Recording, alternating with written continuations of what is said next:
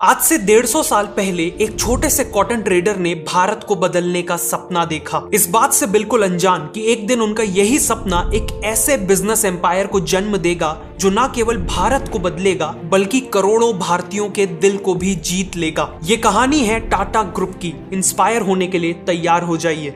Year 1839 Jamshedji Tata का जन्म होता है। 1858 में जमशेद जी अपनी एजुकेशन कंप्लीट करते हैं और अपने फादर के साथ मिलकर कॉटन ट्रेडिंग का बिजनेस करने लगते हैं। अगले 10 सालों में कई मुश्किलों के बावजूद उनका बिजनेस काफी बड़ा बन जाता है। लेकिन जमशेद जी केवल कॉटन को ट्रेड करके सेटिस्फाइड नहीं थे, वो खुद कॉटन से क्लोथ्स मैन्युफैक्चर करना चाहते थे। इसीलिए 1877 में उन्होंने नागपुर में एम्प्रेस मिल को सेटअप किया और मैन्युफैक्चरिंग चालू की। लेकिन एक प्रॉब्लम थी, वहां के वर्कर्स अपने काम के लिए ज्यादा सीरियस नहीं थे। ऑलमोस्ट हर दिन 20% वर्कर्स एब्सेंट हो जाते थे, हफ्तों की छुट्टी लेते थे और ज्यादा देर तक काम नहीं कर पाते थे। जमशेद जी ने इसके लिए एक इनोवेटिव सॉल्यूशन निकाला। उन्होंने वर्कर्स के लिए प्रोविडेंट फंड की स्कीम लॉन्च की। मतलब अब वर्कर्स को रिटायरमेंट के बाद पेंशन मिलने वाली थी। दूसरा, उन्होंने वर्कर्स का मेडिकल इंश्योरेंस करवाया और फाइनली फैमिली डेज और स्पोर्ट्स डेज जैसे इवेंट्स ऑर्गेनाइज करवाए। इन्हीं इवेंट्स में अच्छा परफॉर्म करने वाले वर्कर्स को सबके सामने रिवॉर्ड भी किया जाता था। इन सभी इनिशिएटिव से वर्कर्स काफी वैल्यूड फील करने लगे, जिससे उनकी अटेंडेंस और परफॉर्मेंस दोनों काफी इंप्रूव हुई। इनमें से कई स्कीम्स इतनी फ्यूचरिस्टिक थी कि पूरी दुनिया में इन्हें तब तक किसी ने इंप्लीमेंट नहीं किया था।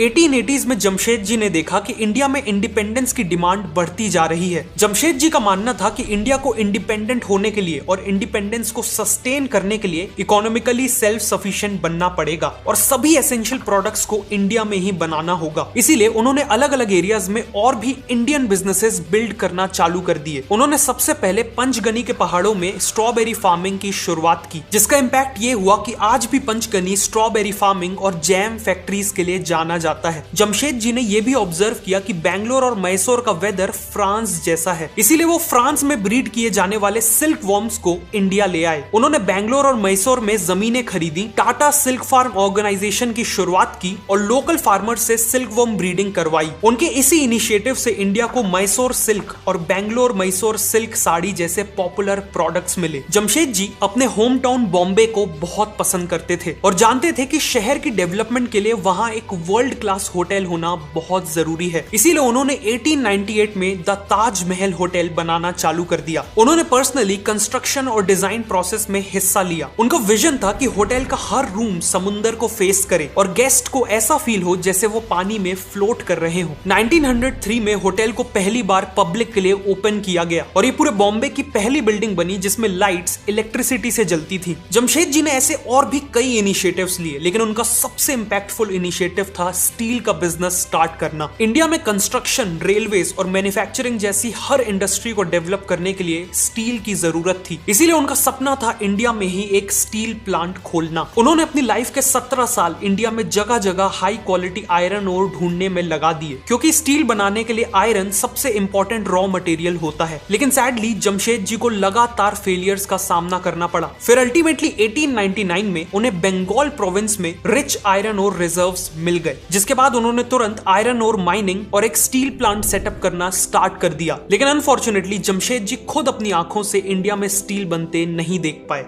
क्योंकि 1904 में 65 की एज में उन्होंने अपनी आखिरी सांसें ली। जमशेद जी का विजन और उनके ड्रीम्स इतने ग्रैंड थे कि उनके जीते जी उन सब का पूरा होना पॉसिबल नहीं था। इसीलिए उनके बाकी सभी ड्रीम्स को पूरा करने की रिस्पॉन्सिबिलिटी ली उनके बेटे तोराबजी टाटा ने। जमशेद जी का मानना था कि इंडिया साइंटिफिक रिसर्च और एजुकेशन में वेस्टर्न कंट्रीज से बहुत पीछे है। वो इंडिया में एक ऐसा इंस्टीट्यूशन एस्टैब्लिश करना चाहते थे जो यहाँ वर्ल्ड क्लास रिसर्चर्स और साइंटिस्ट्स प्रोड्यूस करे। इसीलिए तोराबजी टाटा ने मैसूर के महाराजा की मदद ली और 1909 में बैंगलोर में इंडियन इंस्टीट्यूट ऑफ साइंसेज को एस्टैब्लिश किया। Nobel laureate CV Raman IISc के फर्स्ट डायरेक्टर बने। आगे चल के आईआईएससी ने इंडिया के फर्स्ट सुपर कंप्यूटर परम और इंडिया के फर्स्ट इंडिजिनियस एयरक्राफ्ट द हंसा के डेवलपमेंट में इंपॉर्टेंट कॉन्ट्रीब्यूशंस किए। जिस तरह आईआईएससी ने ऐसे वर्ल्ड क्लास साइंटिस्ट और रिसर्चर्स को बनाया जिन्होंने इंडिया को बदला, उसी तरह इंडिया को आज ऐसे बिजनेस लीडर्स चाहिए जो बिजनेसेस बिल्ड करके करके देश की इकोनॉमी को नेक्स्ट लेवल पे ले जा सके। और इन्हीं बिजनेस लीडर्स को बनाने के लिए इंडिया में रिसेंटली एक इनोवेटिव बिजनेस स्कूल खुला है। एक ऐसा बिजनेस स्कूल जहां स्टूडेंट्स को ऐसे सीएक्सओस और बिजनेस लीडर्स पढ़ाएंगे जिन्होंने खुद उबर और मिंत्रा जैसी कंपनीज के लिए हजारों करोड़ों का बिजनेस बनाया है। मैं बात कर रहा हूं स्केलर स्कूल ऑफ बिजनेस के 18 मंथ के post graduate programme in management and tech की। यहाँ स्टूडेंट्स को ऐसे रियल वर्ल्ड प्रोजेक्ट्स में काम करना होगा जो खुद रियल कंपनी से सोर्स किए जाएंगे। अपना खुद का बिजनेस बिल्ड करना यहाँ करिकुलम का पार्ट होगा। प्लस अपने बिजनेस को वीसीज के सामने पिच करके फंड रेजिंग अपॉर्चुनिटी भी मिलेगी। स्केलर पिछले 7 सालों से एजुकेशन इंडस्ट्री में है और इसीलिए उनके पास ऑलरेडी 1200 से ज्यादा प्लेसमेंट पार्टनर्स हैं। ये ऐसी चीज है जो कोई और बिजनेस स्कूल अभी ऑफर नहीं कर रहा। आपको इन पार्टनर्स के साथ लीडरशिप पोजीशंस पे प्लेस होने की अपॉर्चुनिटी मिलेगी और 3 मंथ्स की मैंडेटरी इंटर्नशिप तो है ही। स्केलर ने अपने ऑनलाइन प्रोग्राम्स में 96% प्लेसमेंट रेट अचीव किया है और मीडियन सीटीसी 25 लाख का है। Currently Scaler school of business early सितंबर में स्टार्ट होने वाले अपने फाउंडिंग कोहॉर्ट के लिए केवल 75 स्टूडेंट्स को हैंड पिक करने वाले हैं। बेस्ट पार्ट इज कि आपको अभी अप्लाई करने पर अप टू 100% की स्कॉलरशिप भी मिल सकती है। तो अभी डिस्क्रिप्शन या कमेंट सेक्शन में दिए हुए लिंक से स्केलर स्कूल ऑफ बिजनेस के लिए अप्लाई करिए।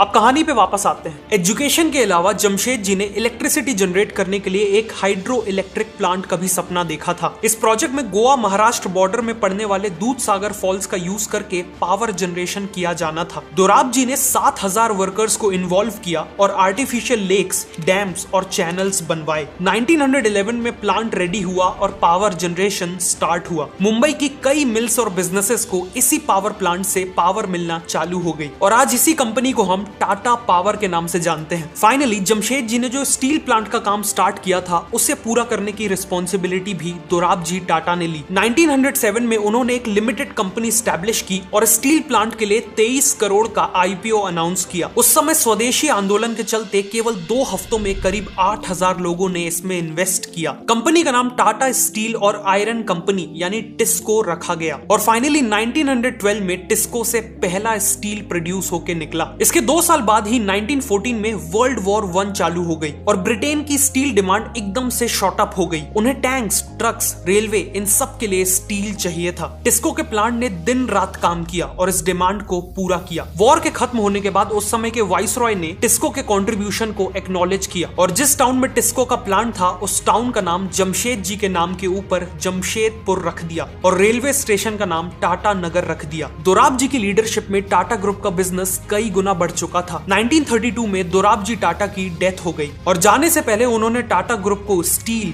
पावर, कंज्यूमर प्रोडक्ट्स, बैंकिंग और इंश्योरेंस जैसे बिजनेसेस में डाइवर्सिफाई कर दिया था। दोराब जी टाटा के बाद 1938 में टाटा ग्रुप के चेयरमैन बने फैमिली के एक young member JRD Tata. JRD Tata ने 1925 में ही बिजनेस ज्वाइन कर लिया था और टिस्को के प्लांट में काम सीख रहे थे। वो हमेशा से एविएशन में काफी इंटरेस्टेड थे, इसीलिए 1932 में उन्होंने टाटा एविएशन सर्विसेज की शुरुआत की। ये एयरलाइन पैसेंजर्स और कार्गो ट्रांसपोर्ट सर्विसेज प्रोवाइड करने वाली इंडिया की पहली एयरलाइन बनी। इसकी पहली फ्लाइट खुद जेआरडी टाटा ने उड़ाई थी, जिसके बाद वो इंडिया के फर्स्ट एवर कमर्शियल पायलट बन गए थे। चेयरमैन बनने के बाद जेआरडी टाटा ने देखा कि इंडिया को सोडा ऐश और कॉस्टिक सोडा जैसे एसेंशियल केमिकल्स बाहर से इंपोर्ट करने पड़ते हैं। ये ऐसे केमिकल्स थे जो ग्लास, टेक्सटाइल्स, सोप्स और डिटर्जेंट जैसे एसेंशियल प्रोडक्ट्स बनाने के लिए काफी इंपॉर्टेंट थे। वो चाहते थे कि इन केमिकल्स को इंडिया में ही प्रोड्यूस किया जाए, इसीलिए 1939 में उन्होंने गुजरात के मीठापुर टाउन में एक केमिकल प्लांट बिल्ड किया और ऐसे ही शुरुआत हुई टाटा केमिकल्स की। वही टाटा केमिकल्स जो आज टाटा सॉल्ट को भी मैन्युफैक्चर करता है। केमिकल्स बिजनेस अच्छा चलने लगा, लेकिन जेआरडी का ड्रीम अभी भी एयरलाइन बिजनेस को ग्रो करने का था। वर्ल्ड वॉर 2 के दौरान ब्रिटिश गवर्नमेंट ने सभी प्लेन्स को सीज कर लिया, जिस कारण टाटा एविएशन सर्विसेज रातों रात बंद हो गई। लेकिन जैसे ही वॉर खत्म हुई वैसे ही जेआरडी ने वापस एयरलाइन बिजनेस में एंट्री करने का फैसला किया और इस तरह 1946 में शुरुआत हुई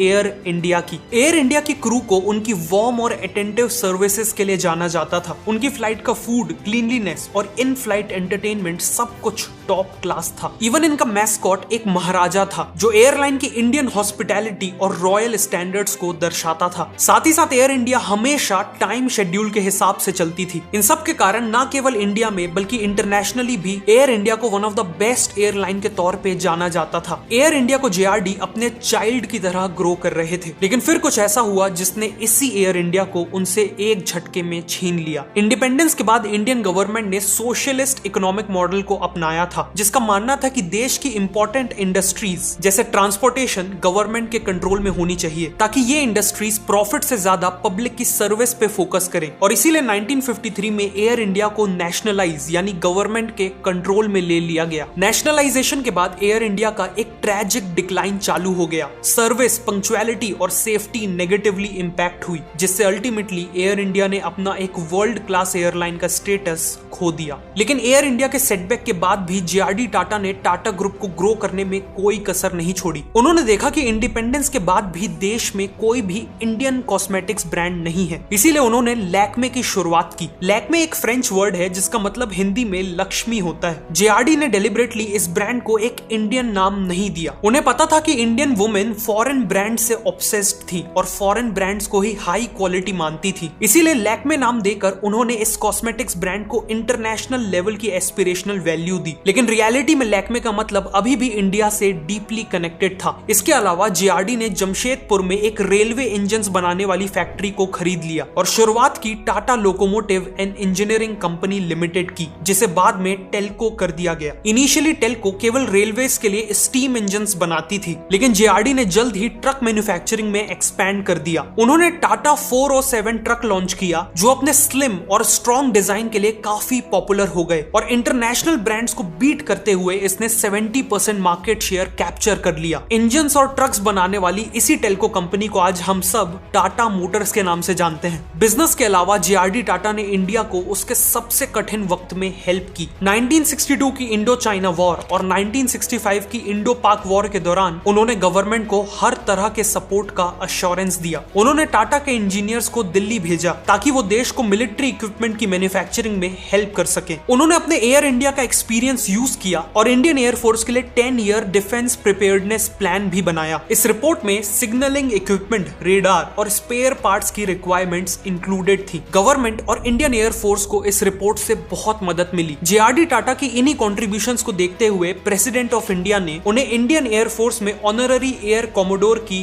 पोस्टिंग भी दी थी। 1991 तक जेआरडी टाटा ने टाटा ग्रुप की कंपनीज का नंबर 84 तक पहुंचा दिया था। 24,000 करोड़ का रेवेन्यू था और 2,70,000 एम्प्लॉइज थे। लेकिन अब 87 की एज में समय आ चुका था कि वो टाटा ग्रुप की कमान किसी और को सौंप दे। इसीलिए जेआरडी टाटा ने नए चेयरमैन के तौर पे टाटा फैमिली के एक प्रॉमिसिंग मेंबर को चुना और ये नए चेयरमैन थे सर रतन टाटा।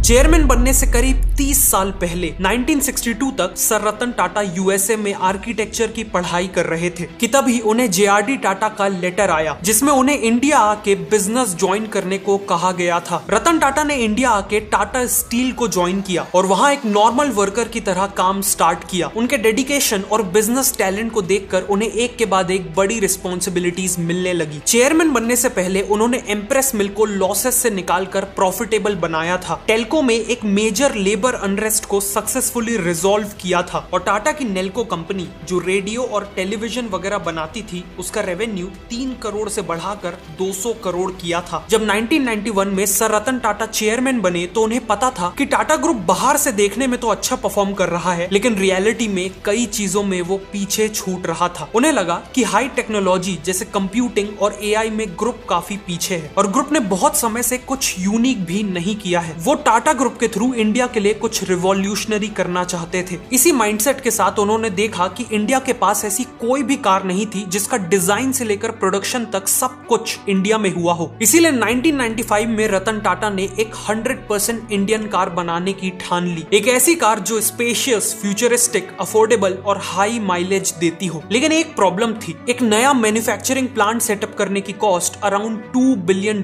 थी, जो उस समय एक बहुत बड़ा अमाउंट था। इसीलिए टाटा मोटर्स ने जुगाड़ लगाया और ऑस्ट्रेलिया में निसान का एक पुराना प्लांट 1/5 कॉस्ट में खरीद लिया। इस पूरे प्लांट को डिसमेंटल करके इंडिया लाया गया और पुणे में रीबिल्ड किया गया। रतन टाटा ने खुद कार को डिजाइन करने में एक इंपॉर्टेंट रोल निभाया और फाइनली 1998 में कार को लॉन्च किया। ये एक इंडियन कार थी, इसीलिए इसका नाम रखने के लिए इंडियन से इंडी लिया गया और कार से का, और इन्हें जोड़कर बनी इंडिका, टाटा इंडिका। ऑटोमोबाइल के बाद रतन टाटा ने टेक्नोलॉजी टेक्नोलॉजी पे फोकस किया। उन्होंने देखा कि टीसीएस का फोकस इंडियन कंपनीज को एडमिनिस्ट्रेटिव सर्विसेज जैसे डेटा एंट्री और बुक कीपिंग देने में था, जो बहुत ही बेसिक लेवल का काम था। इसीलिए रतन टाटा ने टीसीएस का फोकस एडमिनिस्ट्रेटिव सर्विसेज से शिफ्ट करके सॉफ्टवेयर सर्विसेज पे ले आया, जिसके बाद टीसीएस ने इंडिया की और इवन वर्ल्ड की बिगेस्ट ऑर्गेनाइजेशंस के लिए कस्टमाइज्ड सॉफ्टवेयर्स बनाना चालू कर दिए। रतन टाटा ने टीसीएस का आईपीओ भी लाया, जिससे कंपनी को एक्सपैंड करने के लिए फंडिंग मिली, और इन्हीं स्टेप्स से आज भी टीसीएस इंडिया की बिगेस्ट आईटी कंपनी है। टीसीएस की सक्सेस के बाद सर रतन टाटा ने वापस टाटा मोटर्स पे फोकस किया। उन्होंने देखा कि इंडिया की मेजॉरिटी मिडिल क्लास पॉपुलेशन एक कार अफोर्ड नहीं कर सकती, इसीलिए पूरी फैमिली को मजबूरी में एक स्कूटर में कंजेस्टेड होके जाना पड़ता है, जो बहुत अनकंफर्टेबल और अनसेफ था। सर रतन टाटा का ड्रीम था इंडियन मिडिल क्लास को एक स्कूटर से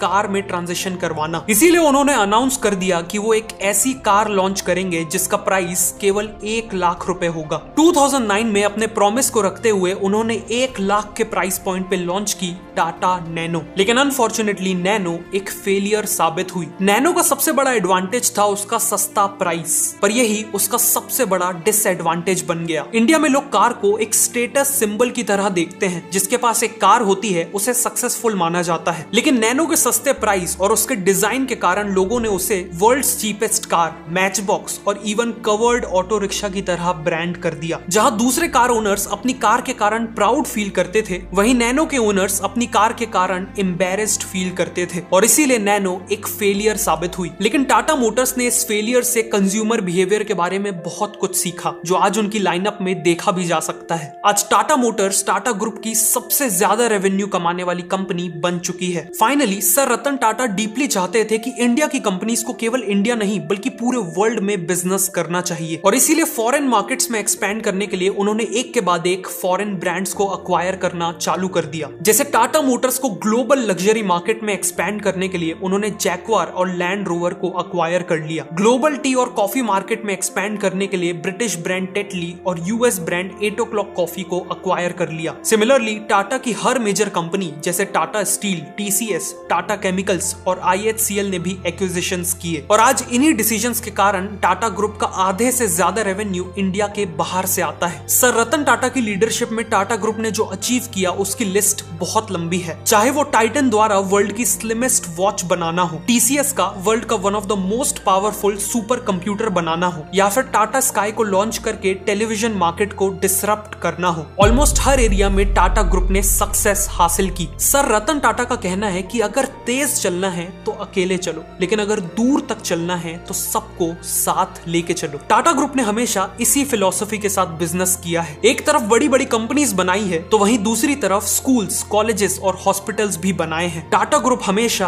अपने इन्वेस्टर्स, अपने एम्प्लॉइज, अपने कस्टमर्स और अल्टीमेटली अपने देश को साथ लेकर चला है, और इसीलिए आज उन्हें जितनी भी सक्सेस मिली है उससे कई गुना ज्यादा लोगों की रिस्पेक्ट मिलती है। ये कहानी थी टाटा ग्रुप की। अगर आपको ये वीडियो अच्छा लगा तो मैं रिकमेंड करूंगा कि आप नेक्स्ट इस वीडियो को देखें।